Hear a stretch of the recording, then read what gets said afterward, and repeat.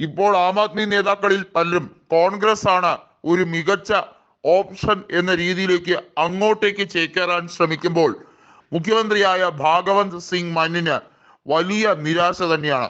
അദ്ദേഹത്തിന്റെ അടുപ്പക്കാരായ പലരും വളരെയധികം പുച്ഛഭാവത്തോടുകൂടി ആം ആദ്മി പാർട്ടിയെ നോക്കുകയും അവരെ പരിഹസിക്കുകയും കോൺഗ്രസിലേക്ക് ചേക്കേറാൻ യാതൊരു മടിയും കാണിക്കാതെ വരുന്ന ഒരു രാഷ്ട്രീയ സാഹചര്യം വരുമ്പോൾ പഞ്ചാബിലെ രാഷ്ട്രീയ സ്ഥിതി മാറി മറിയുമോ എന്നുള്ളത് ഭാഗവത് മാന്നിനെ നല്ല രീതിയിൽ അലട്ടുന്നുണ്ട്.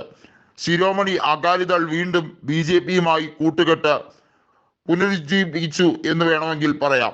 കാരണം ഒറ്റയ്ക്ക് നിന്നാൽ നിലനിൽപ്പില്ല എന്നുള്ളത് ബാദൽ കുടുംബത്തിന് നന്നായി അറിയാം.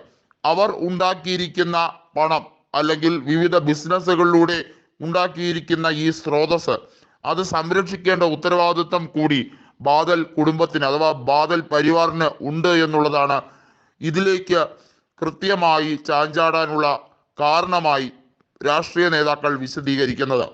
കോൺഗ്രസിനെ സംബന്ധിച്ചിടത്തോളം നവജോത് സിംഗ് സിത്തുവും ചരൺജിത് സിംഗ് ചന്നിയും തമ്മിലുള്ള അടി കാരണമാണ് കഴിഞ്ഞ നിയമസഭാ തെരഞ്ഞെടുപ്പിൽ ഒരു രീതിയിലും കോൺഗ്രസിനൊരു മുന്നേറ്റം കാണിക്കാതെ പോയത്. അത് മാത്രമല്ല, കോൺഗ്രസിനെ പടപൊരുതി മുന്നോട്ട് നയിച്ച ക്യാപ്റ്റൻ അമരീന്ദർ സിംഗ് ഒരു സുപ്രഭാതത്തിൽ നവജോത് സിംഗ് സിദ്ധുവിന്റെ ചില പോളിസികളുമായി ബന്ധപ്പെട്ട് വലിയ രീതിയിലുള്ള തർക്കമുണ്ടാക്കി അദ്ദേഹം പാർട്ടി വിടുന്ന ഒരു രീതിയിലേക്ക് കാര്യങ്ങൾ എത്തിച്ചു.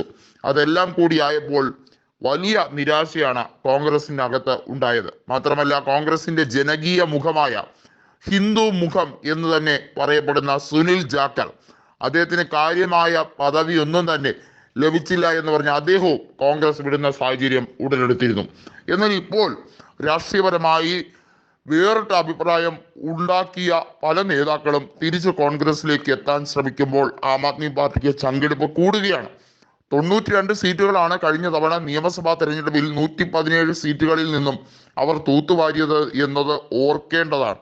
ആ ഒരു സാഹചര്യത്തിൽ നിന്നും നേരെ കൂപ്പുകുത്തുക എന്ന് പറയുന്നത് പ്രതീക്ഷയ്ക്കും അപ്പുറത്തേക്കാണ്. കഴിഞ്ഞ ലോക്സഭാ തെരഞ്ഞെടുപ്പിൽ കേവലം ഒരു ലോക്സഭാ സീറ്റ് മാത്രമേ ആം ആദ്മി പാർട്ടി ജയിച്ചിരുന്നുള്ളൂ. 8 സീറ്റുകളും കോൺഗ്രസിൻ്റെതായിരുന്നു. ഇക്കുറിയും കോൺഗ്രസ് മികച്ച വിജയം പഞ്ചാബിൽ ആവർത്തിക്കുമെന്നാണ് നവജോത് സിംഗ് സിദ്ധുവും ചന്നിയും ഒരുമിച്ച് പറയുന്നത്.